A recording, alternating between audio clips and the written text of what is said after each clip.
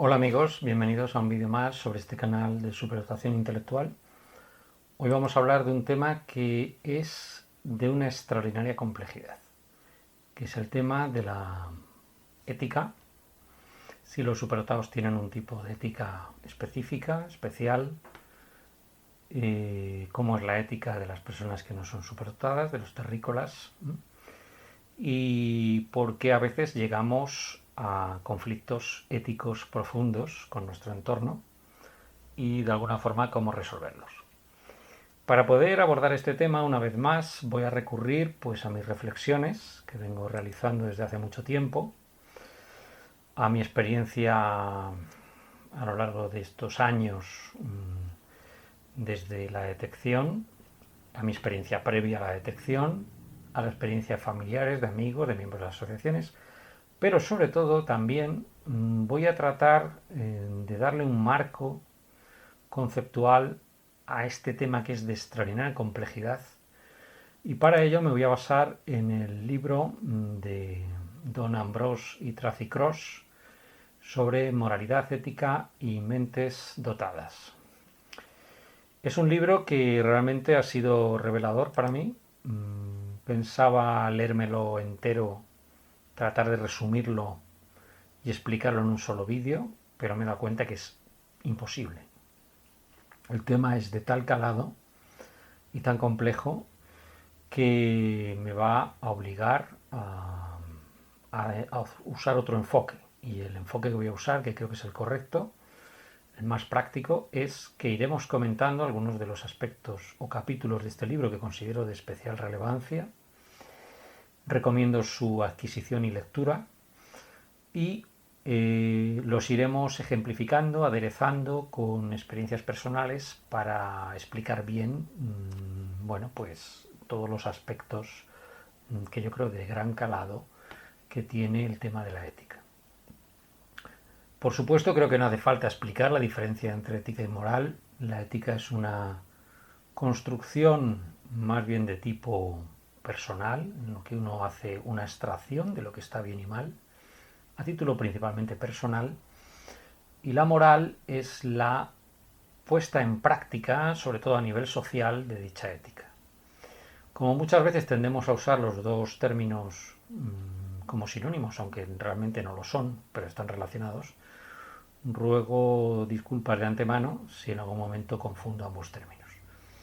Pero en principio debe quedar claro que la ética sobre todo es un desarrollo que uno hace consigo mismo en un proceso de razonamiento, y la moral, como digo, es la puesta en práctica de esas reglas, sobre todo a nivel social. Bien, el libro de Ambrose y Cross está bastante bien estructurado en una serie de capítulos. El primero de ellos es por qué conectar la ética con la alta habilidad, ¿no? Con la superdotación, talento, etcétera, creatividad, etcétera. Y la necesidad de que esta investigación sea interdisciplinar. Me parece sumamente importante plantearse si la ética y la superdotación están relacionadas, porque realmente la ética de los superdotados es algo diferente en el momento en que la ética surge del proceso de razonamiento, pero también de las experiencias que tenemos en nuestro entorno. Por tanto, la ética, que es algo dinámico, no es lo mismo una ética con 12 años que una ética en la madurez, ¿no? Con 57, como en mi caso, a la fecha de este vídeo. Pero evidentemente la ética es un proceso que vamos construyendo a medida que nosotros vamos también adquiriendo experiencia vital a lo largo de los años en los que nos vamos enfrentando con una serie de problemas. Por tanto, esto me sirve un poco de marco teórico ya, es decir, la ética de los niños respecto a la ética de los adultos. Es decir, creo que todos asumimos que el niño tiene una ética más sencilla, más simple, más primaria, y las personas maduras pues tienen una ética mucho más elaborada. Pero desde luego conectar la ética con la alta habilidad es un aspecto de enorme importancia, porque el comportamiento ético va a depender mucho, insisto, de la capacidad perceptiva que tenemos de nuestro entorno. Por tanto, está justificado conectar estos dos campos que pueden parecer diferentes, y investigar, no solo a nivel teórico, sino práctico, cómo podemos abordar este tema de la ética desde un punto de vista psicológico, biológico, antropológico, social, etc. Es evidente que las personas inteligentes, y los superdotados, los talentos, las personas creativas, pueden usar sus habilidades tanto para el bien como para el mal. Por tanto, podemos asumir que una alta inteligencia lleva también aparejada una alta responsabilidad, porque podemos hacer daño con mayor habilidad. Y aquí surge un debate muy interesante. Si podemos hacer daño con mayor facilidad a las personas inteligentes si nos lo proponemos, ¿hay algún mecanismo biológico para evitar esto? ¿Algún mecanismo selectivo? Es decir, si el ser humano ha evolucionado hacia ser más inteligente que otras especies, por lo menos a nivel abstracto, ¿no? Porque entendamos la inteligencia en un sentido amplio también. Los animales también tienen cierto tipo de inteligencia. La palabra inteligencia deriva, ya lo hemos dicho, de intelligere, darse cuenta. Por tanto, nos podemos dar cuenta de muchas cosas, de muchas diferentes maneras, ¿no? Pero, insisto en esta idea, si tenemos una mayor inteligencia, las personas superdotadas en general, ¿no sería factible también que hiciéramos más daño? ¿O que extendamos ese daño a más personas? ¿O que podamos hacer daños más profundos cuando nos enfadamos, cuando vamos contra alguien, cuando nos sentimos heridos?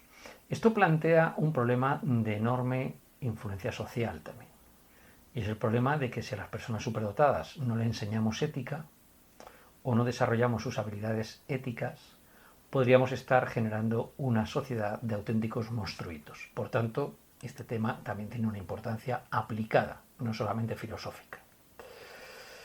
Lo contrario también es cierto. Si la superdotación, la alta inteligencia, tiene algún mecanismo de servocontrol, si la naturaleza nos ha dotado de un mecanismo de servocontrol para controlar ese exceso de inteligencia, no sea dañino para nuestra propia especie, recordemos algunos libros como El gen egoísta, que plantea la teoría de que realmente lo que se selecciona es lo bueno para la especie, no lo bueno para el individuo. Esto es importante entenderlo. Por tanto, de esto que para un biólogo, insisto, mucho la biología, ¿no? Porque creo que nos ayuda a enfocar las cosas de una forma interesante, ¿no? Porque no dejamos de ser animales y no dejamos de estar en un ambiente biológico, ¿no? Por tanto, ¿nos ha dotado la naturaleza de algún mecanismo de servocontrol? Pues francamente sí. Para eso tenemos los dos hemisferios cerebrales, para eso tenemos una empatía. Por eso realmente yo reformularía esta idea. La inteligencia de por sí no es peligrosa para la especie, para la sociedad, si va acompañada de esa empatía. Y volvemos al mismo debate. Distingamos talentos de superdotados. El talento complejo puede ser una persona que tenga memoria, capacidad matemática y lógica, capacidad lingüística y a lo mejor no tenga empatía. Entonces, si eres capaz de tener una inteligencia lógica muy alta pero no tienes empatía ninguna, es decir, si eres un talento y no un superdotado, porque entiendo que el superdotado es la distribución de inteligencias en todos y cada uno de las facetas de inteligencia, de las inteligencias múltiples de lo que ya hemos hablado, por tanto no voy a insistir. Si esto es así, es evidente que el que plantea problemas normalmente es el que está descompensado, es decir, el que no tiene un reparto de inteligencias, porque una alta inteligencia lógica, si viene acompañada de una alta empatía, no sería ningún problema para la especie. Por tanto, esto nos plantea otro marco que estos autores van a ir tocando en los distintos capítulos del libro, que me parece de extraordinaria importancia. Bien, hay aspectos también que tienen que ver con las características de lo que podríamos llamar el comportamiento inmoral. ¿Qué caracteriza a las personas que tienen un comportamiento inmoral? ¿Es algo endógeno? ¿Es algo anclado en los genes? ¿O puede ser modulado dicho comportamiento?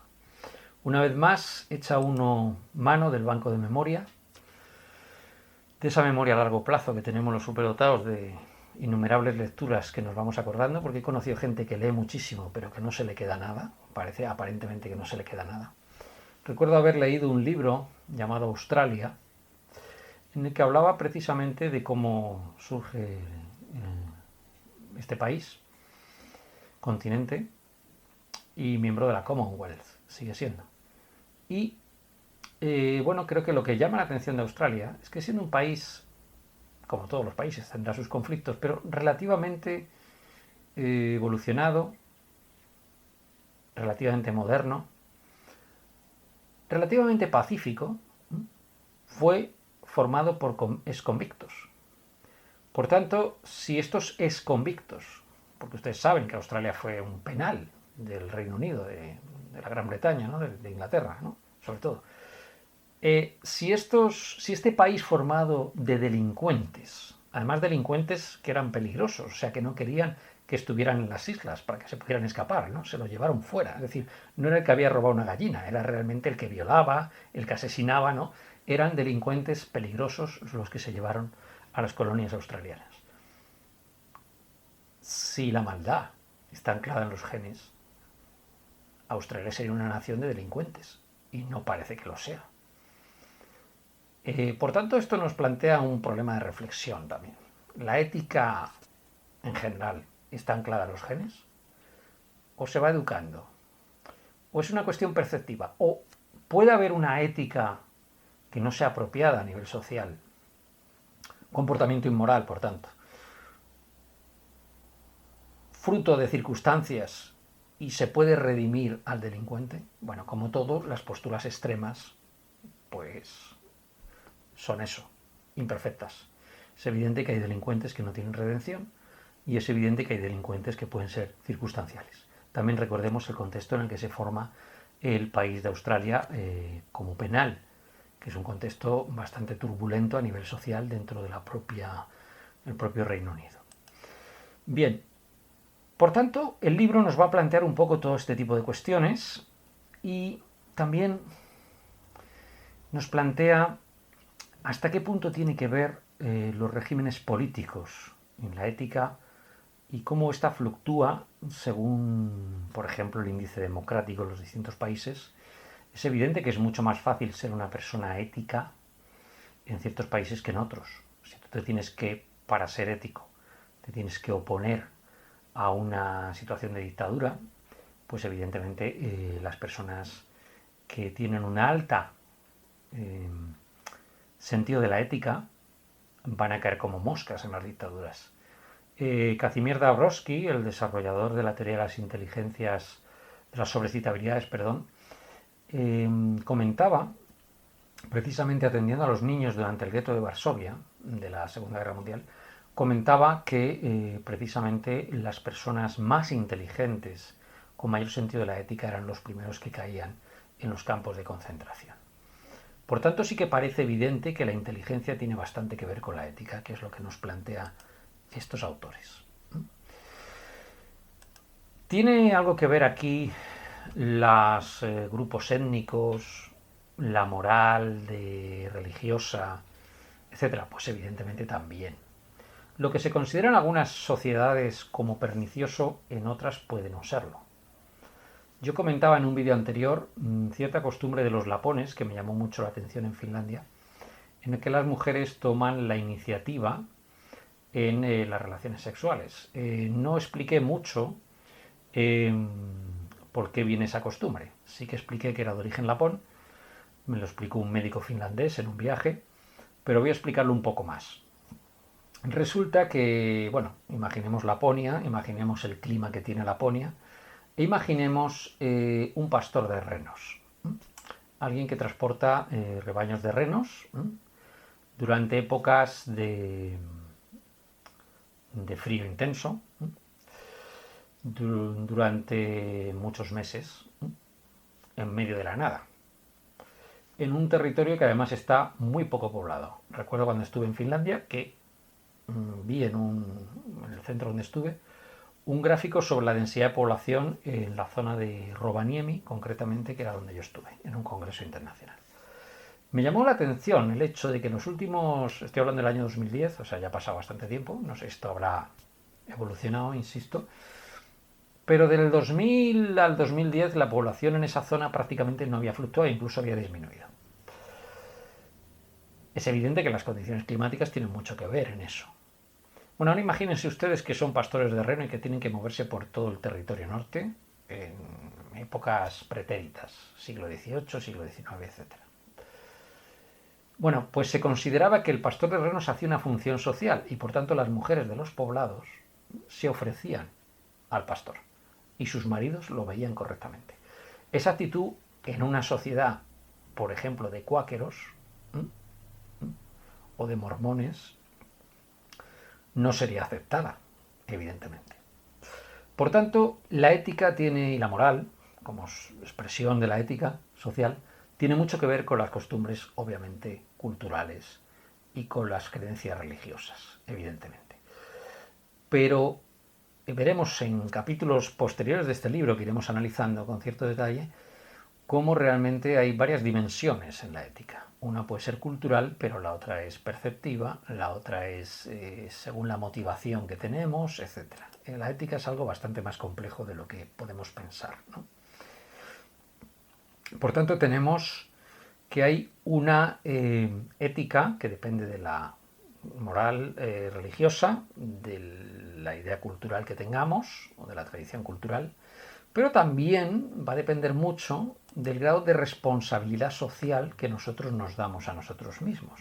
Es decir, evidentemente la ética va a no ser la misma en un individualista, y los superdotados somos profundamente individualistas, en general, que en una persona que tenga un sentimiento más colectivo. Por tanto, la ética del superdotado tiende a ser más personal, más que colectiva. Es decir, al superdotado lo que le preocupa es lo que él hace, más que lo que hacen los demás. ¿Por qué? Porque está acostumbrado desde pequeño a bregar solo contra un mar de incomprensión, ¿no? A sentir que es diferente, que es extraño. Y entonces a la mayor parte de superdotados, y creo que soy bastante claro en esto y hablo con mucha gente al respecto, nos preocupa más nuestra ética que lo que hace el vecino. Es decir, no nos metemos mucho en general en la ética de los demás, a no ser que nos afecte directamente. Otra diferencia que podemos encontrar. Y respecto al cuestionamiento que nosotros nos hacemos constantemente a nivel religioso y a nivel social y a nivel de creencias, pues también va a causar problemas porque vamos a cuestionar generalmente ciertas conductas. Es decir, si yo nazco en una sociedad con una cultura X y con unas tradiciones X, pero yo llego a pensar de otra manera, pues evidentemente voy a entrar en conflicto. Recuerdo el caso de esta famosa cantante Janis Joplin, que bueno, fue una mujer muy controvertida en su época a nivel social. Nació en una zona muy conservadora de Estados Unidos, que era Texas, y realmente pues entró en conflicto ya desde el instituto. Sufrió acoso y sufrió una serie de bromas. Era una mujer liberada sexualmente completamente, que tenía relaciones con ambos sexos y que por tanto, bueno, pues en una época en la que la sociedad, especialmente la tejana, no estaba madura para eso, entró en conflicto con dicha sociedad. Ahí está uno de los problemas. No me cabe la menor duda que este tipo de personas tan singulares pudiera ser que fueran superdotadas. Evidentemente, hoy en día, Janis Joplin, si hubiera nacido en el siglo XXI, no solamente no habría tenido problemas, sino que seguramente habría vendido más discos. Con lo cual, esto nos plantea un escenario interesante, es decir, que es una conducta ética de una persona singular, puede estar en choque frontal con una sociedad y sin embargo ser vista con simpatía en otro tipo de sociedades. La mayor parte de personas superdotadas van a ser extremadamente singulares y por tanto van a entrar en conflicto con cierta facilidad a nivel ético. Este tema es de gran calado, a mí me preocupa mucho. Yo he tenido serios conflictos éticos con mi entorno y creo que sé bastante bien de lo que estoy hablando. Pero lo cierto es que el tema es de gran complejidad y les pido un poco de paciencia para tratar de irlo desgranando y espero estar acertado en hacerlo. y seguro que me voy a dejar muchas cosas en el tintero. Bien, también tenemos un problema en la ética, un problema de escala. No es lo mismo una ética, por ejemplo, a nivel personal, a nivel familiar o a nivel general. Es decir, según la posición en la que nos encontremos, pues nuestro comportamiento ético puede ser diferente. Por ejemplo, yo soy profesor. Es evidente que yo no puedo decir lo que me venga en gana, y a veces sí que lo hago, pero no puedo decir lo que me venga en gana en el Facebook, o en Twitter, o en redes sociales, porque me siguen mis alumnos. Por tanto, tengo una cierta responsabilidad ahí. Es decir, tengo que entender que mi comportamiento puede ser mal presenciado o mal entendido por un montón de gente. Si yo soy una persona anónima que trabajo en un puesto de trabajo donde no tengo influencia, pues evidentemente puedo ser más libre a la hora de manifestar mis opiniones. Pero, y esto no me estoy refiriendo a que yo tenga ningún tipo de cortapisa, sino que tengo una responsabilidad. Yo no me he dado cuenta de esa responsabilidad hasta hace poco, cuando me he dado cuenta de que ciertas opiniones que yo decía tenían un gran impacto, tanto a favor como en contra. Por tanto, es importante que entendamos esto también. La dimensión individual o global que puede tener nuestro comportamiento ético. No es lo mismo la ética de un padre que la ética de un hijo, que la ética de un jefe de una gran empresa, evidentemente. Las conductas éticas, a medida que vas subiendo en el escalafón social, tienen que vigilarse con especial relevancia. Que yo cometa un fraude o que cometa un delito, siendo un individuo, no tiene la misma repercusión que si soy el jefe del Estado, evidentemente. Por tanto, esto es importante. Bien,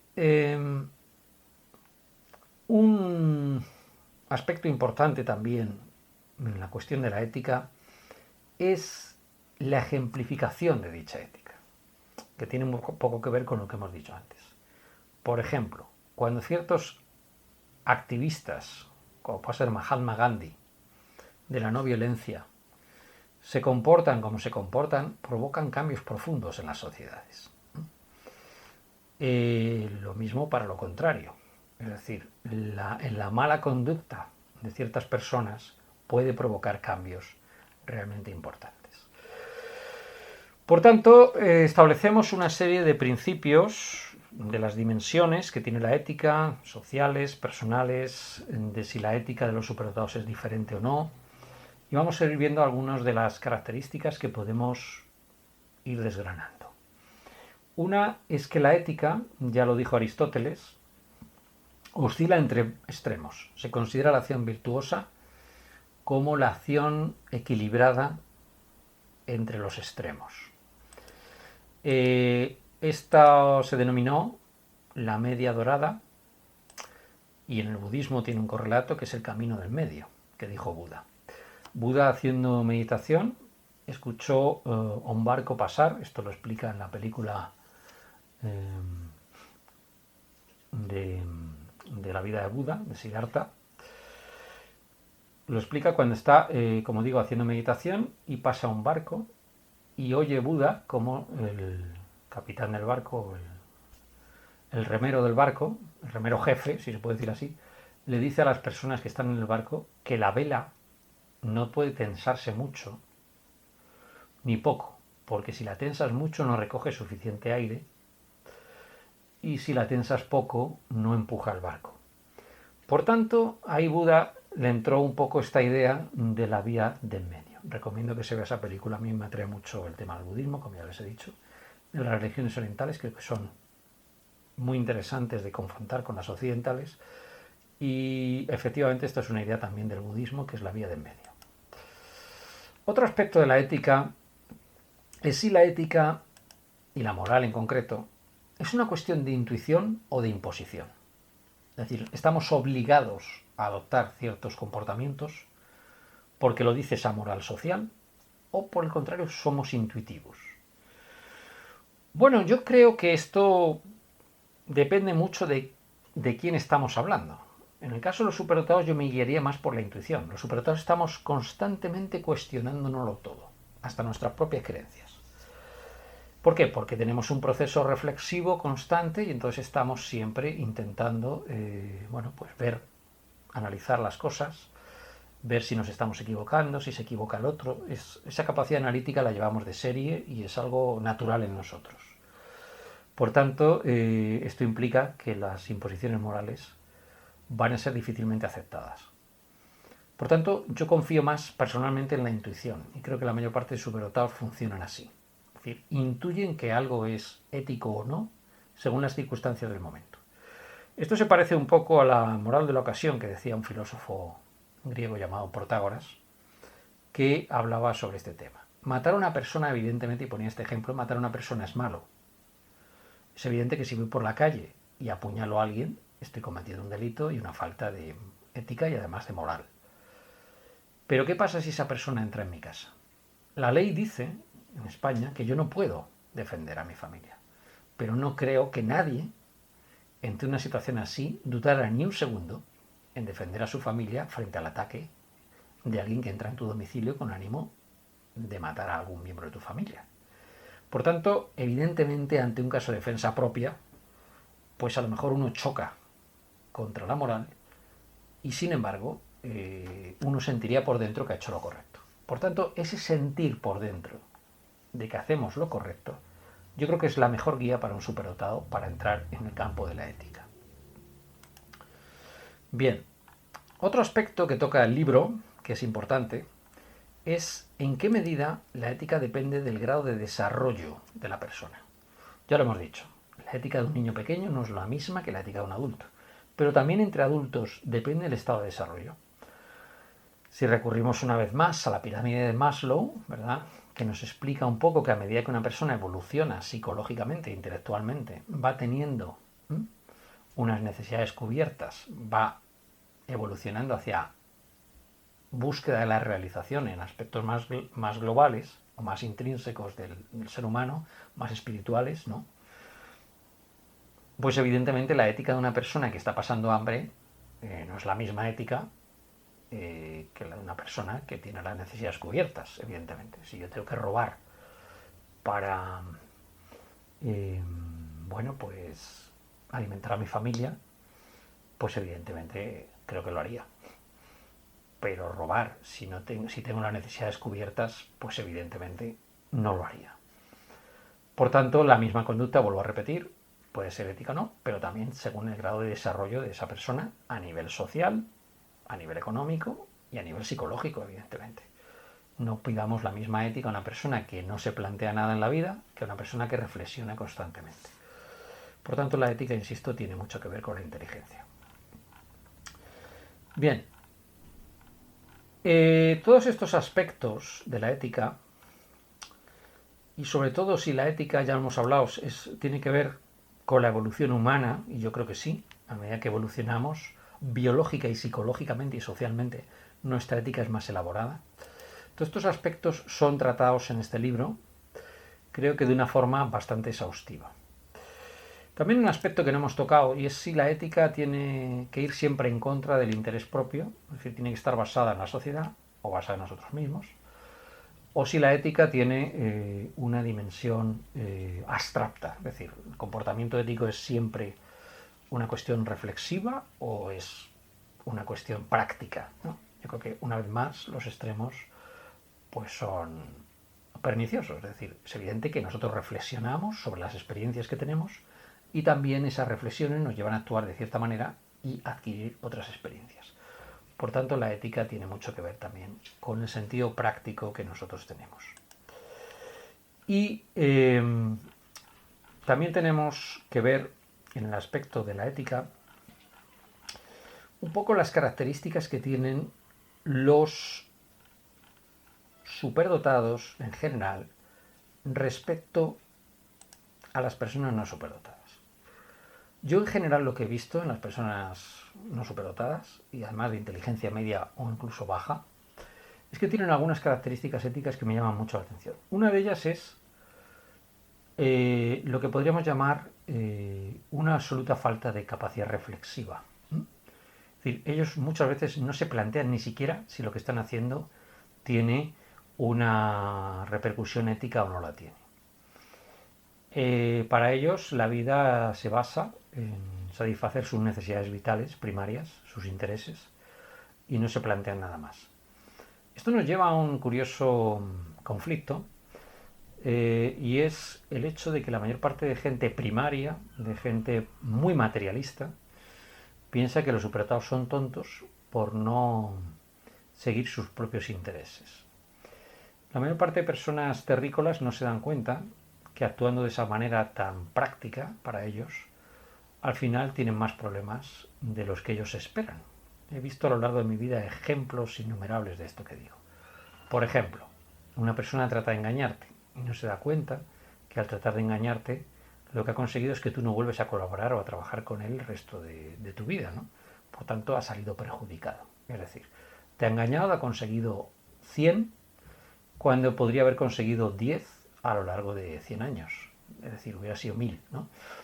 Es decir, si nos planteamos las cosas desde este punto de vista, la mayor parte de terrícolas son bastante obtusos a la hora de su planteamiento ético. Van al interés inmediato del momento y no se plantean nada más. Y hemos dicho que los superdotados tienen una memoria a largo plazo, por tanto, bastante fuerte. Por tanto, no se nos olvidan las ofensas. Eso no significa que que tengamos resentimiento, sino simplemente que nosotros hacemos, yo por lo menos, a mí me pasa esto, y sé que a mucha gente le pasa también, nosotros hacemos una ficha psicológica de cada una de las personas con las que convivimos habitualmente, tanto en el trabajo como en la familia. Lo hacemos por esa capacidad analítica. Y cuando se acumulan muchos hechos en contra de una persona que nos ha hecho muchas cosas en el pasado, aunque sean pequeñas, pero han sido muchas, evidentemente pasa a la lista B, como digo yo, y pierde nuestra confianza. Por tanto, la conducta falta de ética de los terrícolas suele ser ejemplo de estupidez, de falta de visión, de falta de capacidad de entendimiento. Esta es la primera característica.